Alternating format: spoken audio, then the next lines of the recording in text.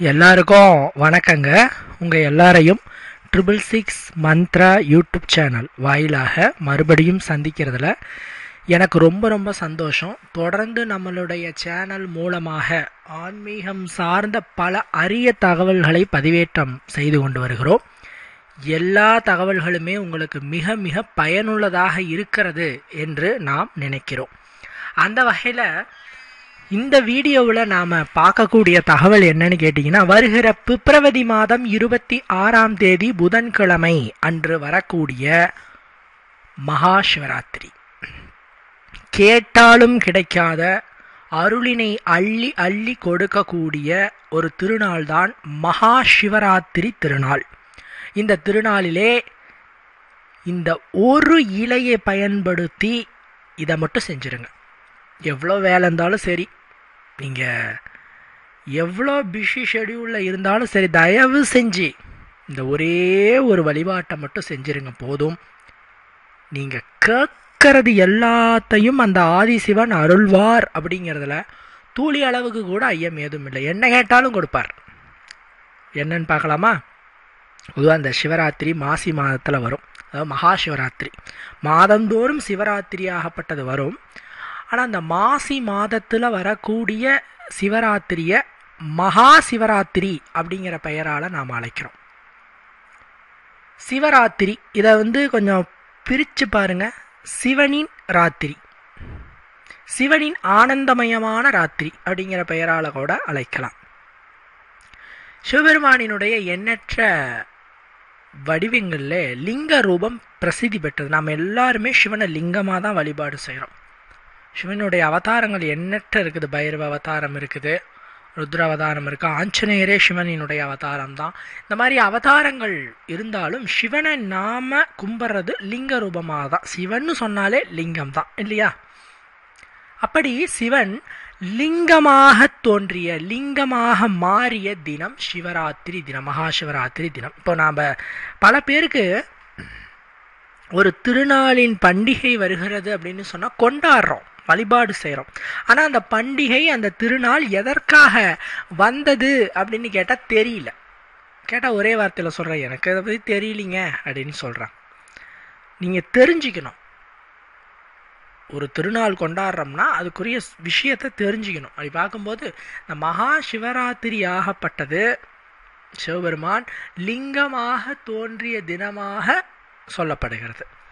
இந்த இரவில் சிவன் ஆனந்தமாக இருப்பார். அப்போ மற்ற நாளெல்லாம் சிவன் ஆனந்தமாக இருக்க மாட்டாரா அப்படின்னு கேட்டால், சிவனின் அம்சம் ருத்ர அம்சம். சிவனுடைய குணம் கோபகுணம். சிவன் மற்ற தெய்வங்கள் மாதிரி சாந்தமாக சிரிச்சுக்கிட்டு அப்பெல்லாம் அவருடைய ரூபம் இல்லை, அவருடைய தோற்றம் இல்லை. அவர் நம்ம சினிமாவில் படங்களில் அவர் சாந்தமாக இருக்கிற மாதிரி பார்க்குறோம். பட் ஆனால் சிவபெருமானின் உண்மையான தோற்றம் ருத்ர ரூபம். அவர்கிட்டயே போக முடியாது, ஆக்ரோஷமாக தான் இருப்பார். அப்பேற்பட்ட சிவபெருமான் வருடத்தின் ஒரு இரவு ஆனந்தமாக இருப்பாராம். அந்த ஒரு இரவு தான் மகா சிவராத்திரி இரவு. மகா சிவராத்திரி இரவிலே சிவபெருமான் ஆனந்த ரூபமாக இருப்பார். அந்த இரவிலே சிவனார் இடத்திலே நாம என்ன மனமுருகி கேட்டாலும் அதை சிவனார் அருள்வார் அப்படிங்கிறது நம்பிக்கை. மகா சிவராத்திரி நாள் அன்னைக்கு இரவு சிவனிடத்துல என்ன மனமுருகி வேண்டி கேட்டாலும் அதை சிவபெருமான் கொடுப்பார் அப்படிங்கிறது அசைக்க முடியாத ஒரு நம்பிக்கை.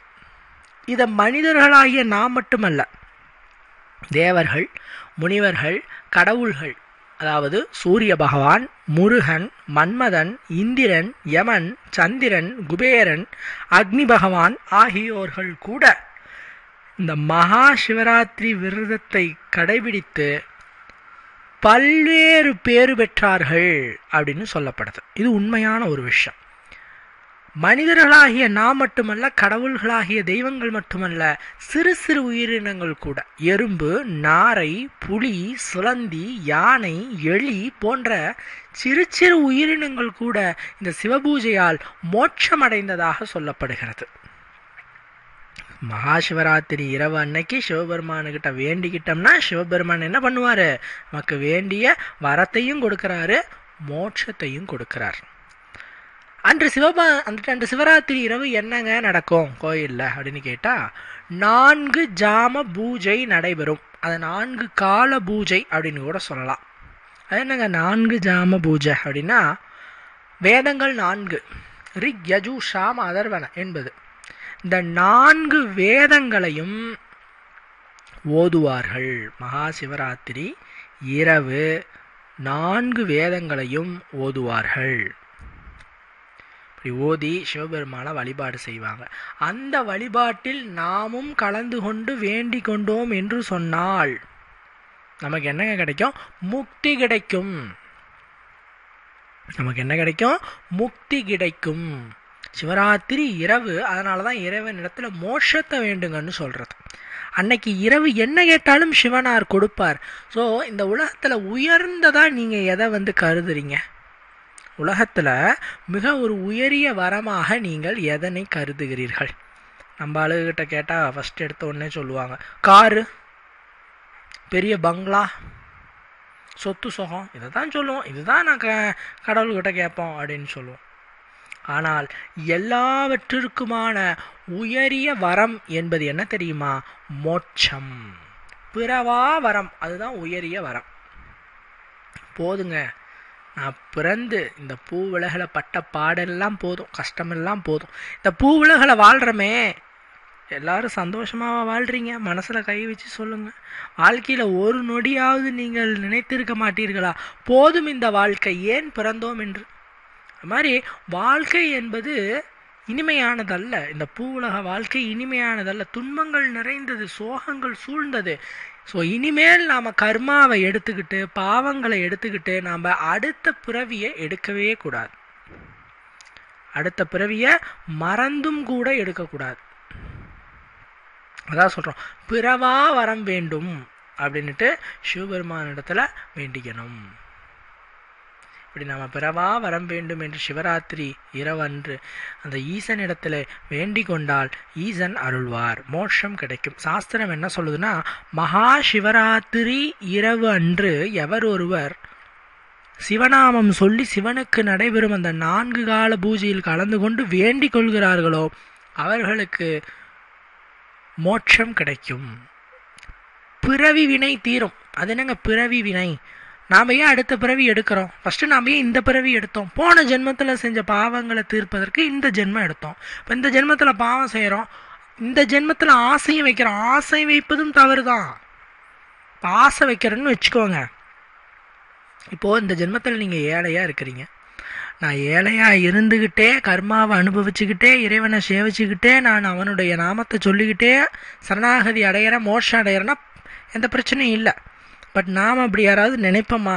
ஐயோ நான் பணக்காரனாக வாழணுமே, கோடீஸ்வரனாக வாழணுமே, அப்படி இப்படி அடுத்த ஜென்மன்னு தான் நான் பணக்காரனாக இருக்கணும் அப்படின்னு திரும்ப திரும்ப நம்ம ஆத்மாவிடம் சொல்லிக்கொண்டே இருக்கும்போது, ஆத்மா உள்ளேயே இருக்குது, நம்மளோட உள்ளத்துக்குள்ளே பரமாத்மா இருக்குது.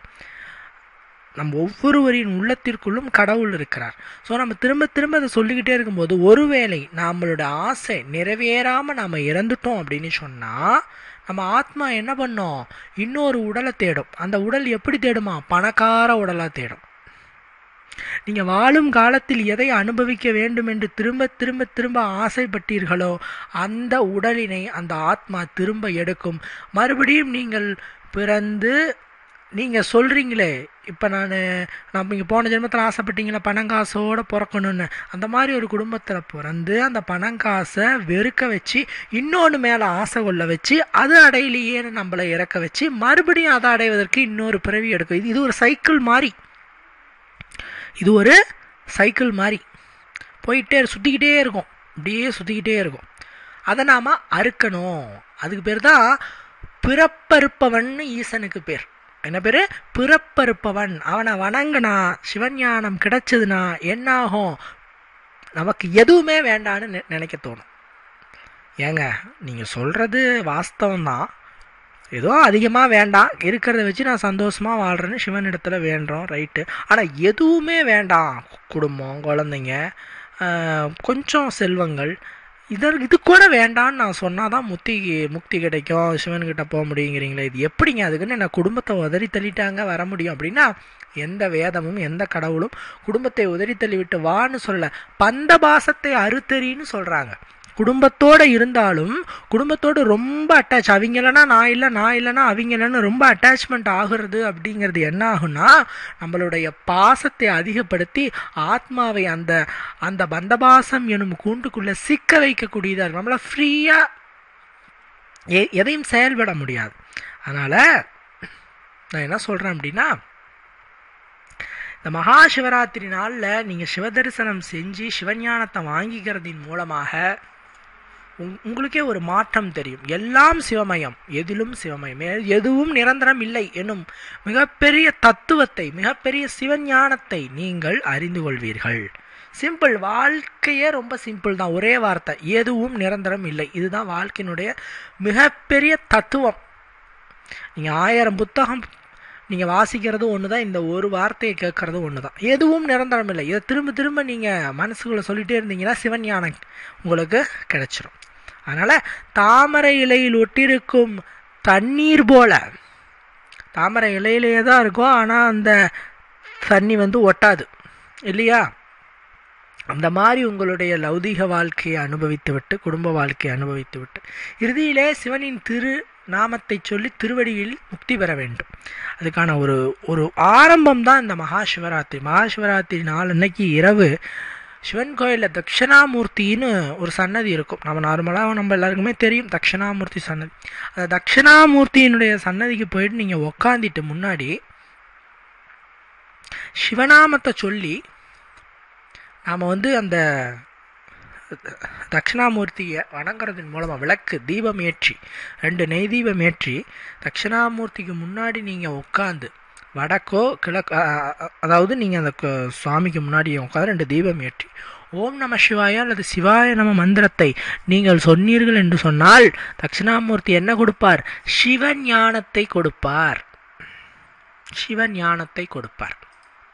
மற்றும் அன்று சிவபெருமானுக்கு ஒரு வில்வத்தை வைத்து வேண்டிக் கொண்டால் சிவனார் வேண்டியதை அருள்வார். ஆமாங்க, உண்மைங்க. வில்வத்தை வச்சு வேண்டணும். வில்வம் அப்படிங்கிறது அது ஒரு தெய்வீக மூலிகை, அது ஒரு தெய்வீக சக்தி கொண்ட விருட்சம். ஒரு பெரிய அயோக்கிய, ஒரு பெரிய திருடை செத்து போயிட்டான். அவனை எடுத்துட்டு போக நரகத்திலிருந்து யமதூரர்கள் வராங்க, கைலாயத்திலிருந்து பூதகணங்கள் வராங்க. இந்த நரகத்தில் இருந்து வந்த யமகணங்களுக்கு சந்தேகம், ஏங்க இவன் பாவம் செஞ்சவன், இவன் பாவி, இவன் கண்டிப்பாக நரகத்துக்கு தான் போகணும், நீங்கள் எதுக்குங்க கைலாயத்துக்கு எடுத்துகிட்டு போகிறதுக்காக வந்தீங்க அப்படின்னு கேட்கும்போது, இவன் எந்த மரத்துக்கு அடியில் இறந்து கிடக்கிறான் பாருங்க அப்படின்னு பார்த்தா அது ஒரு வில்வ மரம். வில்வ மரத்துக்கு அடியில் அந்த பாவி இறந்து கிடக்கிறான்.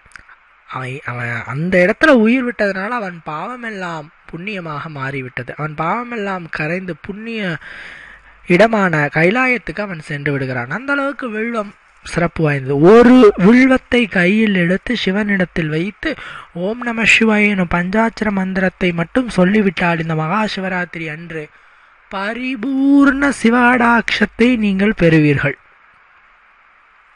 எப்படிங்க? பரிபூர்ண சிவகடாட்சத்தை பெறுவீங்க. என்ன வேண்டி விரும்பி கேட்டாலும் ஒரே ஒரு வில்வ இலையை எடுத்து அந்த சிவபெருமானுக்கு அர்ச்சனை பண்ணி வேண்டிக்கிட்டாலே போதும். இந்த அர்ச்சனை பண்ணுறதுங்கிறது நீங்கள் குருக்கள் இடத்துல கொடுத்தீங்கன்னா அவங்க அழகாக அர்ச்சனை பண்ணி உங்களுக்கு கொடுப்பாங்க. இந்த வில்வ இலையில் சில சிறப்புகள் இருக்குது, மற்ற எந்த ஒரு பொருளுக்கும் இல்லாத சிறப்பு இந்த வில்வத்துக்கு இருக்குது. என்ன சிறப்பு அப்படின்னு கேட்டிங்கன்னாங்க, அதாவது எந்த ஒரு மலரையும் எந்த ஒரு பூஜை சாமான்களையும் ஒரு முறை தான் யூஸ் பண்ண முடியும், இன்னொரு முறை யூஸ் பண்ண முடியாது. இறைவனுக்கு படைக்கப்பட்டது ஒரு முறை தான், மறுமுறை அதை இறைவனுக்கு படைக்க மாட்டோம். ஆனால் வில்வ இலையை மட்டும் மறுபடியும் மறுபடியும் நீங்கள் இறைவனுக்கு படைக்கலாம். எப்படிங்க? மறுபடியும் மறுபடியும் இறைவனுக்கு வில்வ இலையை படைக்கலாம், வைக்கலாம், கும்பிடலாம், உங்களுக்கு நன்மைகள் கிடைக்கும். அதனால மகா சிவராத்திரி நாள் அன்னைக்கு ஒரு வில்வ இலை இருந்தாலும் சரி எடுத்து ஓம் நம சிவாயன்னு சொல்லி, வீட்லேயே கூட சிவன் ஃபோட்டோ இருக்குது அப்படின்னா ஓம் நம சிவாயான்னு சொல்லி அந்த வில்வ இலையை சிவன் ஃபோட்டோ கூட வச்சு கும்பிட்டுருங்க, முடிஞ்சுது. நிச்சயமாக உங்களுக்கு மறுபிறவி கிடையாது, மோட்சம் உண்டு. இந்த உலகத்திலே நாம் அனுபவிக்கக்கூடிய எல்லா சுகங்களுமே கிடைக்கும். இந்த வில்வ இலை அர்ச்சனை செய்கிறதுனால இந்த பூ உலகத்திலே கலியுகத்திலே என்னென்ன இன்ப சுகங்கள் இருக்கிறதோ அது அத்தனையும் நீங்கள் அனுபவித்து பிறகு மோட்சம் அடைவீர்கள். ஷார்ட்கட் மாதிரி. அதாவது மோட்சம் அடையணும்னா எந்த சுகமே இருக்கக்கூடாது, அவங்க தான் மோட்சம் அடைய முடியும். ஆனால் இந்த வழிபாட்டை செய்கிறதுனால உங்களுக்கு அனைத்து சுகங்களும் கிடைத்து நீங்கள் அதை அனுபவித்து பிறகு கைலாயம் செல்வீர்கள். ஆச்சுங்களா? அந்த அளவுக்கு சிறப்புகளை கொண்டது இந்த ஒரு வழிபாடு. ரொம்ப எளிமையான வழிபாடுங்க இந்த வில்வ இலை வழிபாடுங்கிறது. எண்ணிலடங்கா நன்மைகளை கொடுக்கக்கூடியதான் வில்வ இலை வழிபாடு. மறுபடியும் யூஸ் பண்ணலாம் அந்த வில்வ இலையை. ஓகேங்களா? அதே மாதிரி இந்த மகா சிவராத்திரி அன்னைக்கு இன்னொரு ஒரு சிறப்பான ஒரு வழிபாட்டு முறையை நான் உங்களுக்கு சொல்லித்தர போகிறேன். இது மிக மிக உத்தமமானது. இது எப்படிங்க? மிக மிக உத்தமமானது. வழிபாடுகளிலேயே மிகவும் உன்னதமான வழிபாடாக இந்த வழிபாடு தான் சொல்லுவோம். என்னன்னா, மனதிலே இறைவனை நிறுத்தி, மனதிலே இறைவனுக்கு கோவில் கட்டி, மனதிலே இறைவனை பூஜை செய்து வணங்குவது. இல்லைங்க சொல்றீங்க? பூசலார் கதை உங்களுக்கு தெரியுமா? பூசலார் அவர் ஒரு ஏழை, அவரால் கோயிலெலாம் கட்ட முடியாது. அவர் என்ன பண்ணாருன்னா, தினமும் மனசுக்குள்ள சின்ன சின்ன ஒரு கல் வச்சு அவருக்கு தெரிந்த வகையில் கோயிலை கட்டுறார், மனசுக்குள்ள கட்டுறார். அவர் கட்டின அந்த கோயிலுக்கு குடமிழுக்கு விழா வைக்கிறார். அதே நாளில் அந்த நாட்டு ராஜா கட்டின கோயிலுக்கும் குடமிழுக்கு விழா. சிவபெருமான் அந்த நாட்டு ராஜாவினுடைய கனவிலே போயிட்டு, இங்கே பாருப்பா, நீ குடமிழுக்கு விழா வச்ச அந்த நாளில் என்னுடைய பக்தன் பூசலார் மனதிலே கோயில் கட்டி எனக்கு குடமுழுக்கு விழா வைக்கிறான். ஸோ நீங்கள் உன்னுடைய குடமுழுக்கு விழாவை கொஞ்சம் தள்ளி வையே அப்படின்னு சிவனார் அந்த நாட்டு அரசனினுடைய கனவில் போயிட்டு சொல்கிறார். அந்த அளவுக்கு மனதிலே இறைவனை வணங்குவது. நட்டகல்லும் பேசுமோ நாதன் உள்ளிருக்கையில் அப்படிங்கிற மாதிரி மனதிலே இறைவனை வணங்குவதுங்கிறது வழிபாடுகளிலேயே மிக மிக உன்னத வழிபாடாக பார்க்கப்படுகிறது. எத்தனையோ வழிபாடுகள் இருந்தாலும் இறைவனை மனதிற்குள்ள வழிபாடு செய்யணும். ஸோ என்ன பண்ணணும்னா, இந்த மகா சிவராத்திரி நாள் அன்னைக்கு பகல்லையோ இரவிலையோ அமைதியான ஒரு இடத்துல உக்காந்துட்டு கண்களை மூடிட்டு மனசுக்குள்ள சிவனை ஐக்கியப்படுத்துங்க. மனதிற்குள் சிவனை ஐக்கியப்படுத்துங்க. மனதில் லிங்கமாவோ நடராஜராவோ சிவரூபமாகவோ ஐக்கியப்படுத்தி அவருக்கு நீங்கள் அர்ச்சனை செய்து பூஜிப்பது போல. இது பேர் பார்த்தீங்கன்னா மானசீக வழிபாடுன்னு சொல்லுவோம். கோயிலுக்கு போயிட்டு கும்பிட்றது ஒரு விதமான வழிபாடு, மனதிற்குள்ளேயே இறைவனை கும்பிட்றதுங்கிறது மானசீக வழிபாடு. இந்த மானசீக வழிபாட்டுக்கு வலிமை ரொம்ப ஜாஸ்தி, எக்கச்சக்கமான நன்மையை கொடுக்கக்கூடியதான் அந்த மானசீக வழிபாடு. ஸோ கண்களை மூட்டு மனதிற்குள் இருக்கக்கூடிய தெய்வத்தை நீங்கள் தேடி வணங்கினீர்கள் என்று சொன்னால் உங்களுக்கு அற்புதமான நன்மைகள் கிடைக்கும். இது சொல்ல போனால் மனதிற்குள்ள அந்த இறைவனை வணங்கி நீங்கள் என்ன அன்னைக்கு சிவராத்திரி நாளில் கேட்டாலும் அதை அந்த ஆதிசிவன் நிச்சயம் தராமல் இருக்க மாட்டார். கண்டிப்பாக கொடுப்பார், உங்களுடைய கவலைகளை தீர்ப்பார். அப்படிங்கிறதுல ஐயம் ஏதும் இல்லை. அதில் இது எதையுமே எங்களால் செய்ய முடியலங்கிறவங்க கடைசி வாய்ப்பாக அன்னைக்கு நாளன்னைக்கு கொஞ்சோண்டு திருநீர் எடுத்து ஓம் நம சிவாய மந்திரத்தை ஒரு 11 முறை சொல்லி நெற்றியில் பூசிக்கோங்க. அல்லது சிவா என்று சொல்லக்கூடிய 2 எழுத்து மந்திரத்தையாவது சொல்லுங்கள். சிவா சிவா சிவான்னு சொல்லியாவது நெற்றியில் திருநீரை அள்ளி பூசிக்கோங்க. திருநீர் இல்லா நெற்றி பால் அப்படின்னு ஔவையார் அன்னைக்கே சொல்லிட்டாங்க. நெற்றி கொடுக்கப்பட்டதே திருநீர் பூசுவதற்காகத்தானா. நெற்றி எதுக்குங்க கொடுத்துருக்கு? திருநீர் பூச. நெற்றி நிறைய திருநீர் தான் அந்த சிவகடாட்சத்தை நம்மிடம் ஐக்கியப்படுத்தும். எவர் ஒருவர் மகா சிவராத்திரி நாளன்று கையிலே திருநீரை எடுத்து நமசிவாய மந்திரத்தை சொல்லி நெற்றி நிறைய பூசுகிறார்களோ அந்த இடத்தில் அந்த மனிதரின் உள்ளத்தினுள் மகாசிவன் குடியேறுவார் என்பதில் எந்த விதமான ஐயமும் இல்லை. ஆதிசிவனினுடைய அருள் இதன் மூலமாக உங்களுக்கு பரிபூர்ணமாக கிடைக்குங்கிறதுலையும் ஐயம் ஏதுமே கிடையாது. சரிங்களா?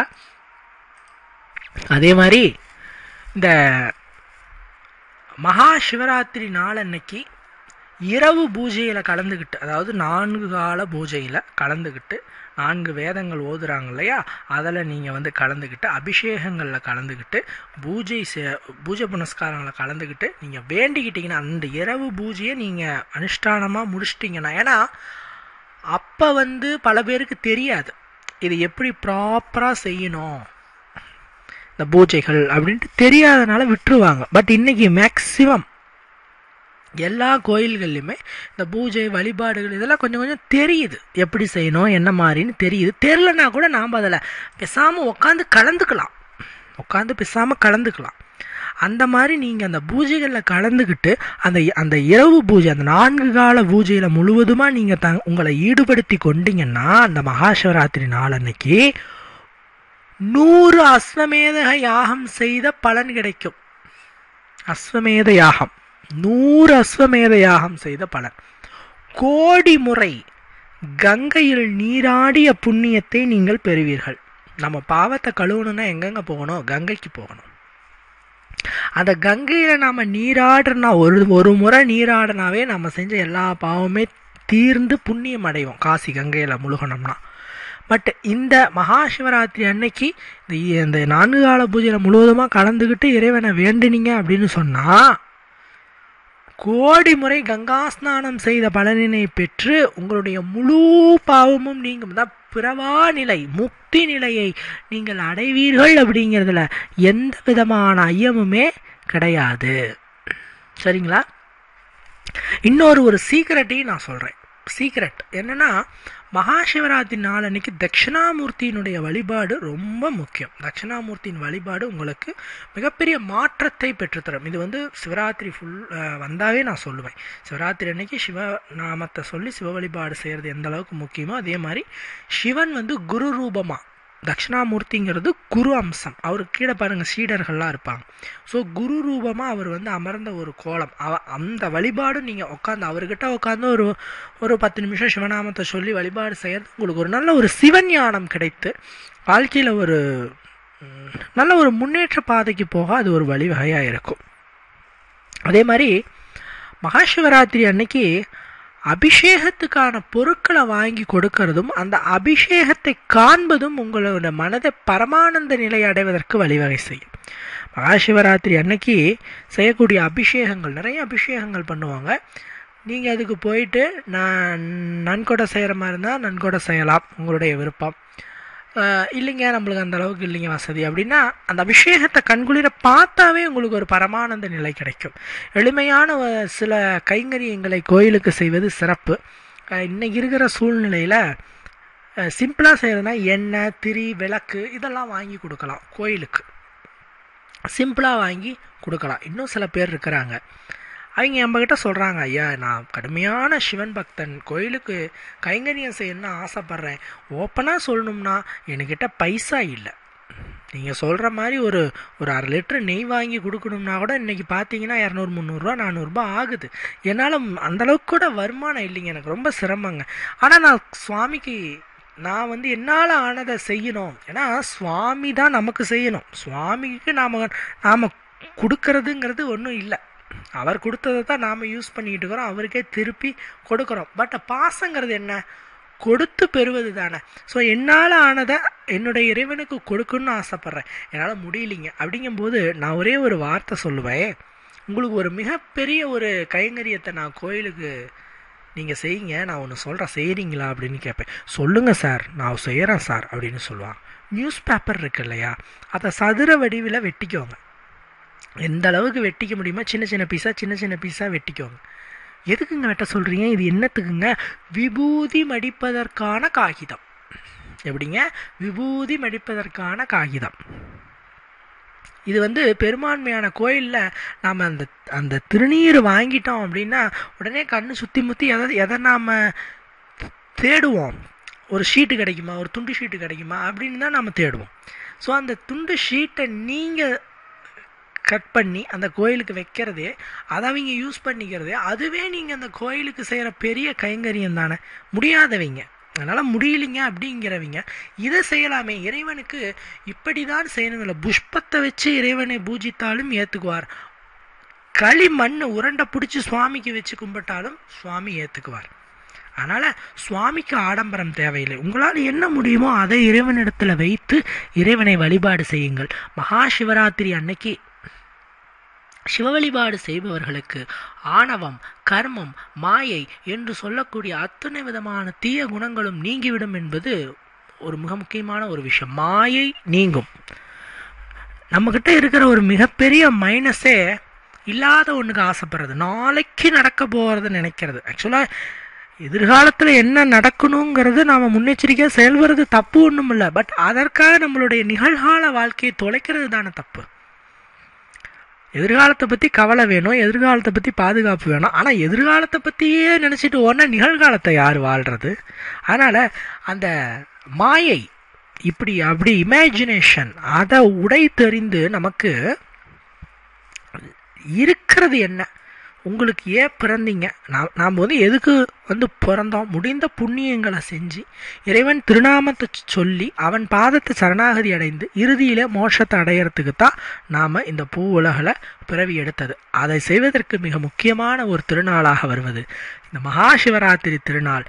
எனவே இந்த மகா சிவராத்திரியில் நான் மேற்சொன்ன விஷயங்களை முடிந்த அளவுக்கு செய்து பயனடையுங்கள். மற்றும் ஒரு ஆன்மீக தகவல் வீடியோவில் உங்களை நான் சந்திக்கிறேன். நன்றி, வணக்கம்.